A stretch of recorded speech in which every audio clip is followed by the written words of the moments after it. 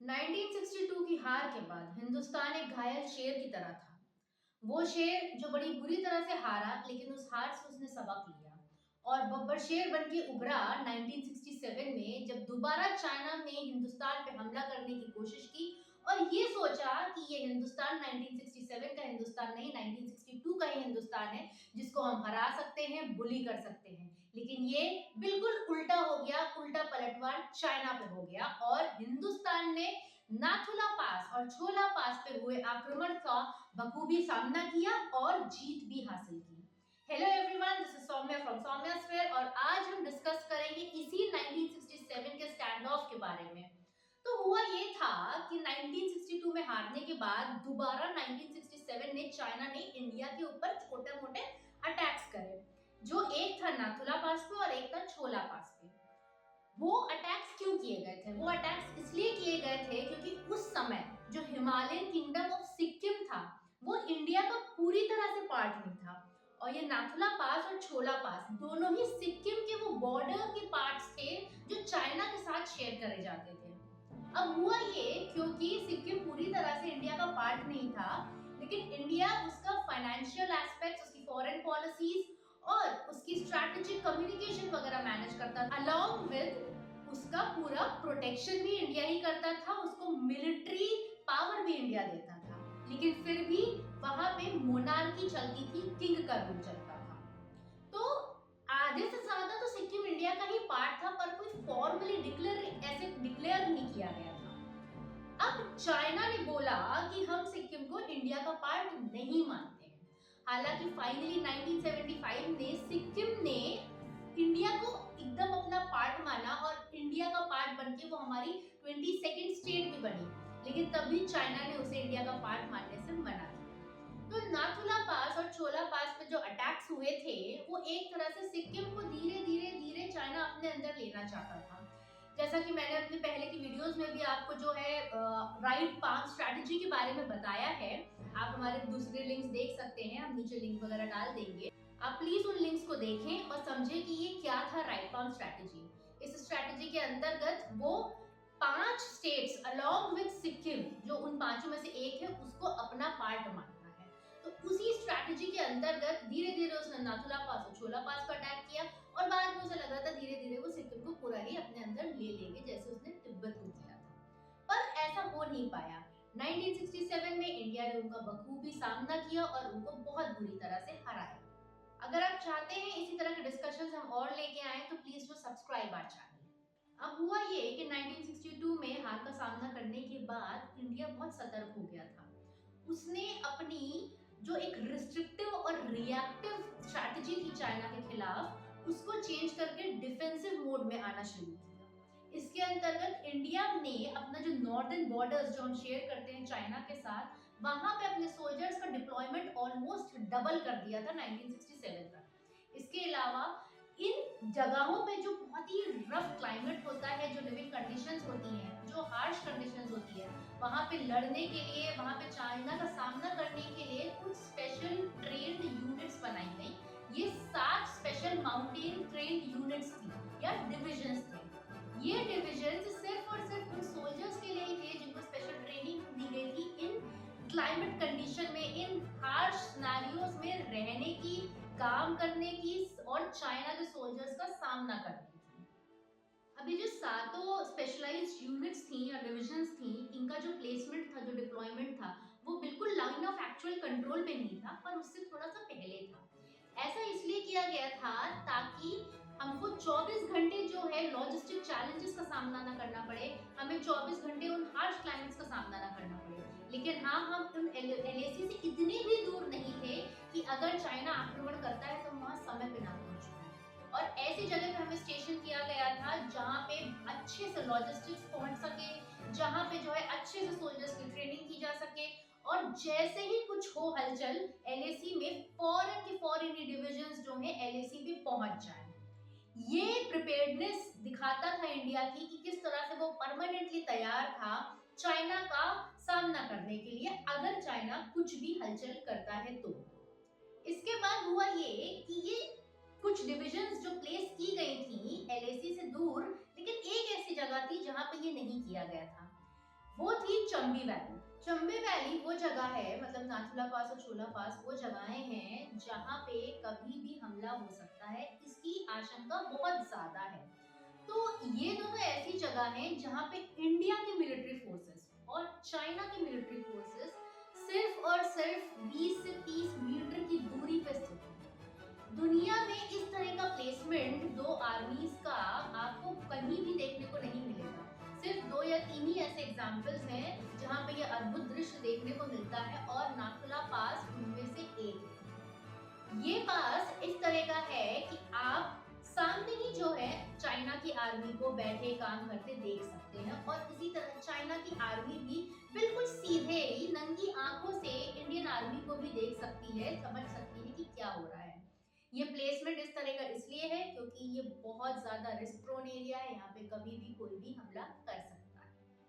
और ये जगह इतनी अद्भुत है, इस तरह का प्लेसमेंट इतना अलग है, अद्भुत है कि आप हिंदुस्तानी होने के नाते कुछ स्पेशल परमिशंस लेके खुद नाथुला पास जा सकते हैं और इसको विटनेस कर सकते हैं, इसको खुद अपनी आंखों से भी देख सकते हैं। 1962 वॉर के बाद ये जो नाथुला पास, छोला पास, ये वाली जो पूरा एरिया है, यहाँ पे ना बॉर्डर्स एकदम अनइंडिकेटेड है, मतलब कोई मार्किंग थी नहीं 1967 तक। इसकी वजह आप कह सकते हैं कि आज़ादी के बाद जो पार्टी ने हमको रूल किया, जो लीडर्स रूल कर रहे थे, ये कुछ उनकी गलतियां हैं कि उन्होंने साफ साफ बाउंड्री बॉर्डर को मार्क किया ही नहीं कभी। खैर ये हम कभी और डिस्कस करेंगे, लेकिन अभी अगर 67 में हम देखें तो कोई भी अच्छे से मार्क्ड नहीं थे बॉर्डर्स। अब इस वॉर के बाद 1962 वॉर के बाद चाइना के पास नाथुला का सदर्न हिस्सा था और इंडिया के पास नॉर्दर्न हिस्सा था। अब जो इंडिया के पास नॉर्दर्न हिस्सा था उसमें दो इंपॉर्टेंट पॉइंट्स हैं। जो नॉर्थ पार्ट है वो है कैमल्स बैक और जो साउथ पार्ट है उसे हम कहते हैं सेबुला।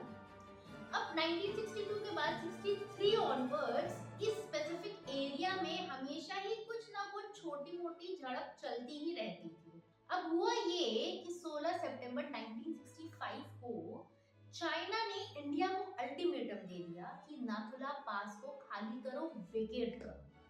ये वही समय था जब इंडिया पहले ही पाकिस्तान के साथ वॉर में था। उस समय वहां स्टेशन GOC 17 माउंटेन यूनिट के मेजर जनरल सगत सिंह ने साफ साफ वेकेट करने से, खाली करने से नाथुला पास को मना कर दिया और बोला कि नाथुला पास का ये रीजन मार्क करता है इंडिया की नेचुरल बाउंड्री, चाहे वो मार्क हो या ना मार्क हो, और हम यहाँ से पीछे नहीं हटेंगे। चाइना जानता था कि ये वो समय था 65 का जब पहले ही इंडिया पाकिस्तान के साथ वॉर पे था, तो उसको लगा था कि इस वक्त अगर हम प्रेशराइज करेंगे तो शायद इंडिया पीछे हट जाए, क्योंकि चाइना के दिमाग में इंडिया की 1962 वाली ही पिक्चर चल रही थी। उसको लग रहा था कि चाइना अभी भी मिलिट्री एस्पेक्ट्स में कमजोर है, डिसीजन मेकिंग में कमजोर है। लेकिन ऐसा नहीं था, हिंदुस्तान बदल रहा था और जैसा कि मेजर जनरल सगत सिंह ने अकेले ही पीछे हटने से मना कर दिया और नाथुला पास पे अपना कब्जा बना के रखा। अब नाथुला पास और छोला पास की जो स्टैंड ऑफ था, इसकी कहानी एक्चुअली शुरू होती है 13 अगस्त 1967 को। तो 13 अगस्त को एकदम से चाइनीज मिलिट्री ने Indian side of the Sikkim पे आके कुछ ट्रेंचेस को खोदना शुरू कर दिया, कुछ गड्ढे खोदने शुरू कर दिए। जब Indian side of the military ने ये देखा तो उन्होंने फौरन ही जाके उनको बोला कि आप ऐसा नहीं कर सकते हैं, आप पीछे हट जाए। इसके बाद चाइनीज मिलिट्री ने जो गड्ढे खोदे थे उनको वापस भरा और पीछे भी हटे, लेकिन एक काम वो और करते थे।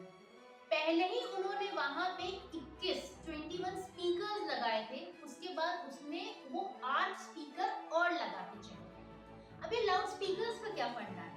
तो चाइना क्या करता था उस समय, वो साइकोलॉजिकली भी हमारे इंडियन सोल्जर्स को परेशान करता था, उनको हराने की कोशिश करता था इन लाउड स्पीकर्स का यूज करके। इन लाउड स्पीकर्स पे वो कभी भी चिल्लाना शुरू कर देता था ताकि हमारे सोल्जर्स का मोरल डाउन हो।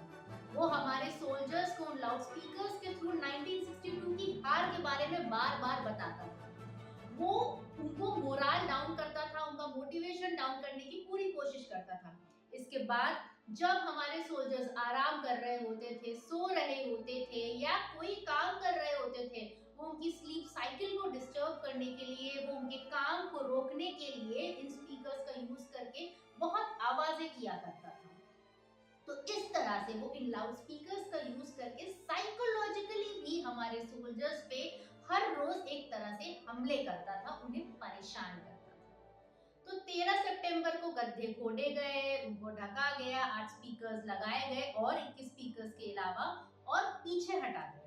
ये पूरा इंसिडेंट जब हुआ तो इंडियन साइड ने ये कहा कि क्योंकि बॉर्डर मार्क्ड नहीं है और सिर्फ परसेप्शन के बेसिस पे बॉर्डर को समझा जाता है, मतलब कि इंडिया मानता है कि यहाँ से हमारा बॉर्डर शुरू है और हमारा चाइना मानता था कि उसका बॉर्डर कहाँ से शुरू है, वो उनका मानना था।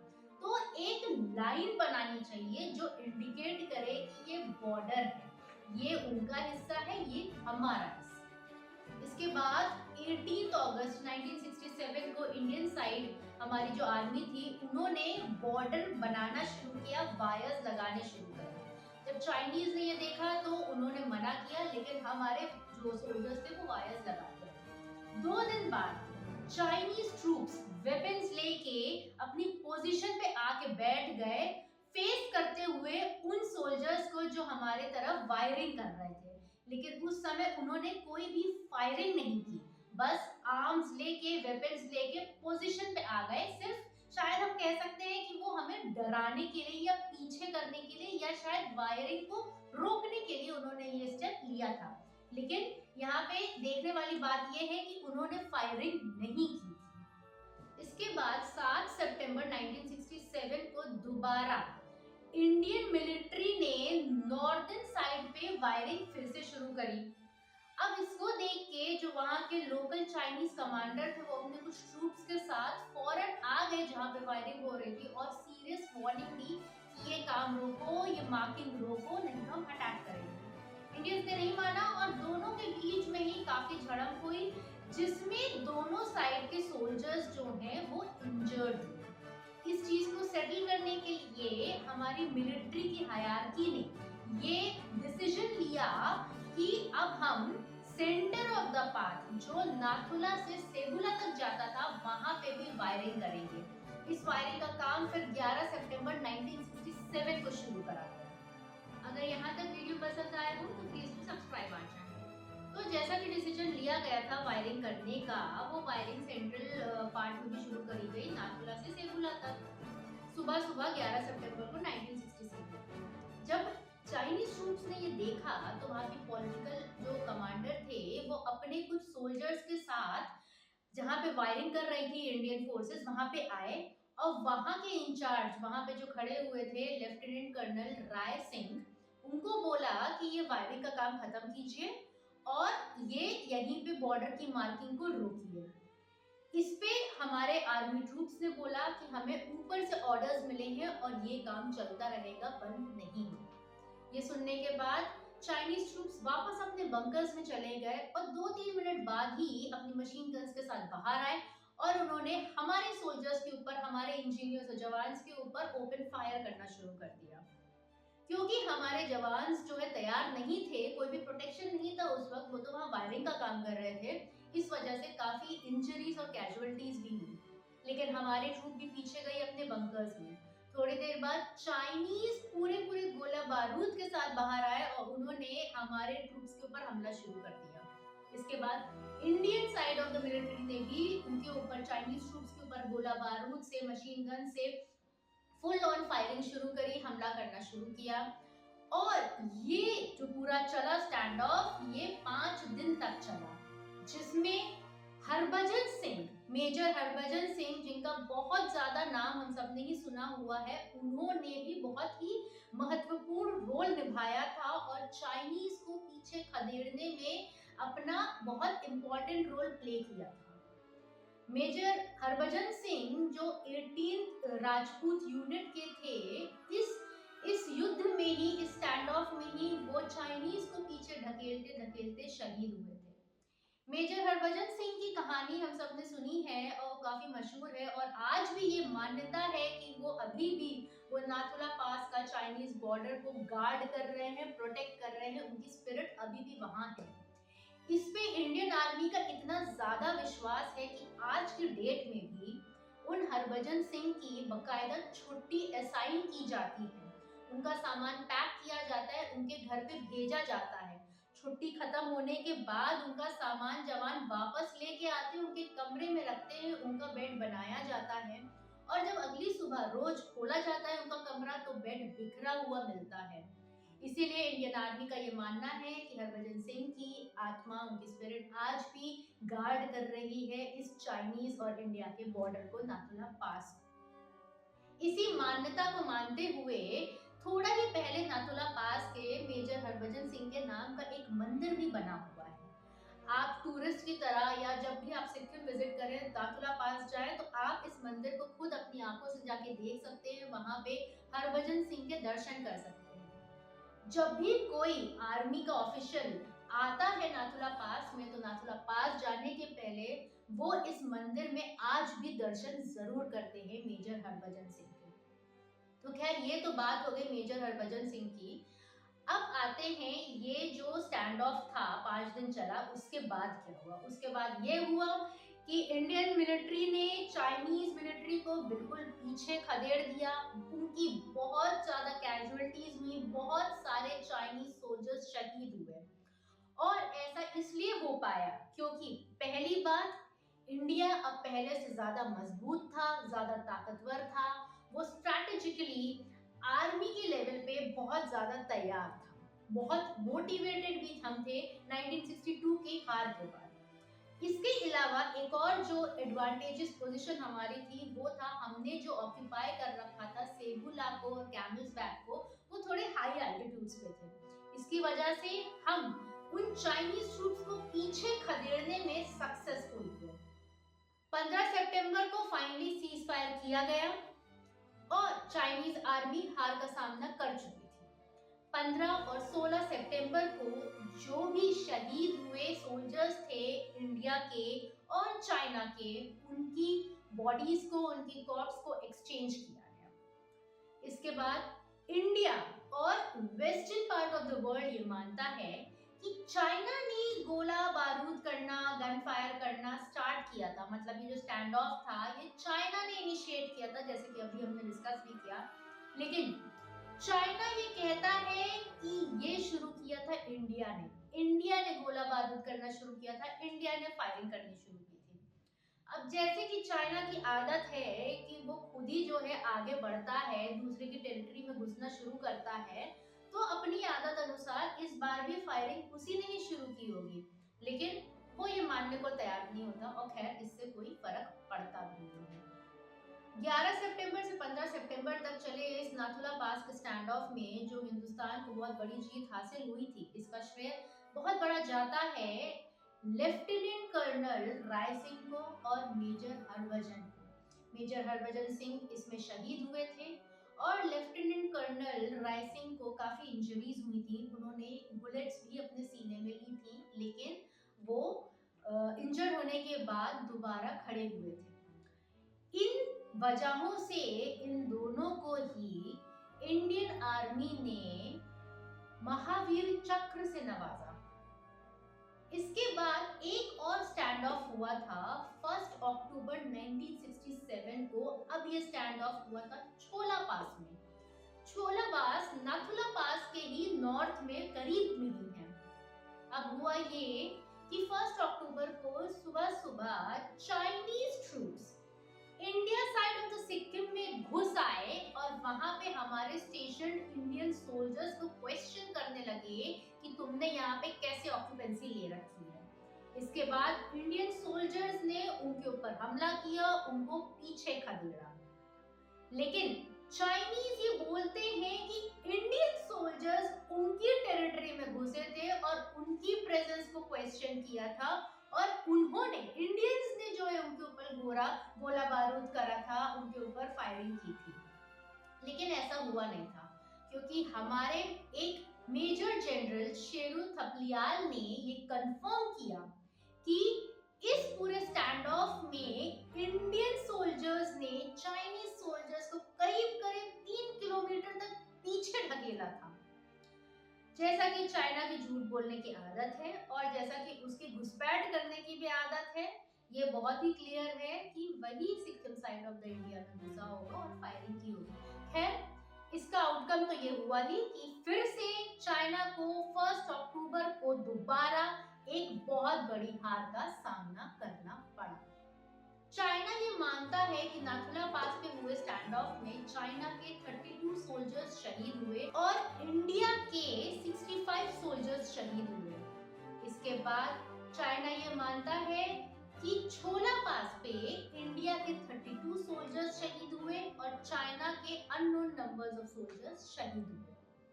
अगर इंडियन डिफेंस मिनिस्ट्री की बात करें तो उनके आंकड़े कहते हैं कि इन दोनों इंसिडेंसेस में, नाथुला और छोला, दोनों ही इंसिडेंसेस में इंडिया साइड के 88 सोल्जर्स शहीद हुए थे और करीब 163 सोल्जर्स इंजर्ड हुए थे, जबकि चाइना साइड के करीब करीब 340 सोल्जर्स शहीद हुए थे और 450 सोल्जर्स को इंजरीज हुई।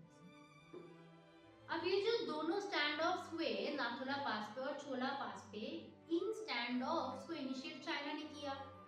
अब ये आम स्टैंड ऑफ्स नहीं थे, इनमें खास बात ये थी कि इनको इनिशिएट करने का चाइना का सिर्फ और सिर्फ टेरिटरी को कैप्चर करने का ही लॉजिक नहीं था, बल्कि कहानी कुछ अलग चल रही थी। इसकी वजह थी जो चाइना में ही 1966 से 1976 तक कल्चरल रेवोल्यूशन चल रहा था वो। अभी कल्चरल रेवोल्यूशन क्या था? ये था कि जो माओ जेडोंग थे, जिन्होंने कम्युनिस्ट पार्टी ऑफ चाइना की नींव रखी थी, वो ये मानते थे इस स्पेसिफिक कल्चरल रेवोल्यूशन के दौरान कि जो कम्युनिस्ट पार्टी के लीडर्स हैं वो चाइना को सोशलिस्ट आउटलुक से दोबारा कैपिटलिज्म की तरफ लेके जा रहे हैं। माओ जेडोंग, जैसे हम सबको पता है, वो माओइस्ट थे, वो सिर्फ और सिर्फ सोशलिज्म में बिलीव करते थे, वो भी सोशलिज्म हथियार उठा के। तो ये माओ जेडोंग को ऐसा लग रहा था कि पार्टी के जो सीनियर लीडर्स हैं, जो हायरार्की है, जो लीडरशिप है, वो चाइना को दोबारा कैपिटलिज्म की तरफ ले जाएगी और वो ये करने के लिए तैयार थे। इसके लिए उन्होंने चाइना में बहुत अनरेस्ट करवाया, उन्होंने रेड गार्ड्स तैयार करवाए। रेड गार्ड्स चाइना के वो यंग लोग थे, वो स्टूडेंट्स थे जिनको माओ जेडोंग ने तैयार किया था पार्टी के लीडरशिप को मारने के लिए, उनको टॉर्चर करने के लिए, उनको खदेड़ने के लिए, खत्म करने के लिए। ये सीनियर लीडर्स में चाइना के प्रेसिडेंट लियू शियोंगी तक शामिल थे। इसके अलावा बहुत बड़ा नाम डेंग ज़ियाओपिंग का भी आता है। अब ये जो लियू शियोंपिंग थे, ये चाइना के प्रेसिडेंट होने के बावजूद इनको इम्प्रिजन किया गया, इनको टॉर्चर किया गया और फाइनली इनकी मृत्यु हो गई। मतलब कि इस स्पेसिफिक लेवल का आदमी भी उस पार्टी का सेफ नहीं था माओ जेडोंग की वजह से। हालात इतनी खराब हो गई कि चाइना के कुछ स्टेट्स में नियर सिविल वॉर जैसे कंडीशंस हो गए थे। कई जगह पे पार्टी किसी भी तरह से रूल करने के लायक ही नहीं बची थी, क्योंकि सीनियर लीडरशिप खत्म सी हो गई थी। इसके बाद दोबारा ऑर्डर को रिस्टोर करने के लिए चाइना में माओ जेडोंग को पीपल्स लिबरेशन आर्मी, पीएलए, मतलब चाइना की आर्मी का सहारा लेना पड़ा। तो ये जब पूरा अनरेस्ट चाइना के अंदर चल रहा था, कम्युनिस्ट पार्टी के अंदर चल रहा था, उनकी खुद की हायरार्की में, लीडरशिप में चल रहा था, तो वहां की जनता को, आवाम को इनकी पार्टी में जो भरोसा था वो खत्म होता जा रहा था। इस भरोसे को, एक रीजन ये हो सकता है कि इस भरोसे को बनाए रखने के लिए चाइना ने सोचा तरीका अच्छा है, इंडिया वैसे भी हार चुका है 62 में, थोड़ा सा और हिस्सा सिक्किम का अपने अंडर ले लेते हैं ताकि हमारी आवाम को हमारे ऊपर विश्वास हो सके। और इसीलिए उन्होंने 67 में नाथुला पास और छोला पास पे 2 बार अटैक करने की कोशिश की। फिर वो सफल सफल ना हो पाए वो बात अलग है, क्योंकि हम बहुत ज्यादा आगे बढ़ चुके थे, ट्रेन हो चुके थे। एक और थ्योरी ये कहती है कि पॉलिटिकली चाइना के अंदर इतना ज्यादा उथल पुथल चल रही थी, आपस में ही उनका इतना ज्यादा मिसट्रस्ट था कि उनको हर जगह सिर्फ और सिर्फ ऐसा लग रहा था कि उनके ऊपर आक्रमण ही होने वाला है, कोई भी लॉयल नहीं है, कोई भी उनके ऊपर कभी भी हमला कर देगा। तो जब 62 से एक तरह से सबक सीखने के बाद इंडिया खुद को तैयार कर रहा था चाइना को फेस करने के लिए, जब उसने अपनी 7 स्पेशल रेजिमेंट्स और यूनिट्स को डिप्लॉय किया, जब उन्होंने अपने सोल्जर्स का डिप्लॉयमेंट उस नॉर्दर्न चाइना बॉर्डर पे बढ़ा दिया, तो चाइना ने इसको ऐसे इंटरप्रेट किया कि इंडिया हम पे हमला करने की तैयारी कर रहा है, जबकि ऐसा कुछ नहीं था। हम सिर्फ और सिर्फ अपनी तैयारियां बढ़ा रहे थे कि अगर चाइना कभी भी हम पे हमला करता है तो हमें दोबारा 62 वाला हाल ना देखना पड़े। तो अगेन चाइना शायद उतनी ज्यादा तैयारी से नहीं आया, उसने इंडिया को मिस इंटरप्रेट करा, मिस रीड किया और हम पे हमला करके खुद हार का सामना किया। जब चाइना ने नाथुला पास पे इंडिया को अटैक किया था, उसके बाद चाइना की मिलिट्री ने, चाइना की हायरार्की ने ये बोला था वहां के ट्रूप्स को कि अब आप इंडिया पे तभी हमला करेंगे, तभी फायरिंग करेंगे अगर इंडिया आप पे फायरिंग करता है। ये बताता है कि शायद ये जो 2 अटैक्स किए गए ये मिलिट्री इनिशिएटेड नहीं थे या हायरार्की इनिशिएटेड नहीं थे। इसके बाद 1975 में फाइनली सिक्किम पूरी तरह से इंडिया का पार्ट बना फॉर्मली और वहां से मोनार्की हटाई गई और इसका पूरा समर्थन किया सिक्किम ने। लेकिन चाइना ने इस समय भी सिक्किम को इंडिया का पार्ट मानने से मना किया। 1967 के स्टैंड ऑफ्स के बाद ये चीज बहुत ही क्लियर हो गई थी कि चाइना के अच्छे इंटेंशंस तो नहीं है सिक्किम को लेकर, इसीलिए शायद जल्दी जल्दी 1975 में सिक्किम इंडिया का पार्ट बना। अब आते हैं 2003 में, जब चाइना ने फाइनली इंडिया को ये बोला कि अगर आप तिब्बत को चाइना का पार्ट मानेंगे तभी हम सिक्किम को इंडिया का पार्ट मानेंगे। लेकिन इंडिया के जवाहरलाल नेहरू पहले ही चाइना का पार्ट तिब्बत को मान चुके थे 1953 में। लेकिन 2003 में जब ये बात उठी दोबारा से, फिर हमने बोला हम पहले ही मान चुके हैं और चाइना ने भी सिक्किम को इंडिया का पार्ट माना। इसके बाद 2005 में फाइनली उस समय के Chinese prime minister Wen Jiabao ने ये ओपनली बोला कि Sikkim is no longer a problem between India and China. इस तरह की और इंटरेस्टिंग इंसाइट्स के लिए, वीडियोस के लिए, सिनेरियोस के लिए, डिस्कशंस के लिए please do subscribe our channel and like our videos. Thank you so much.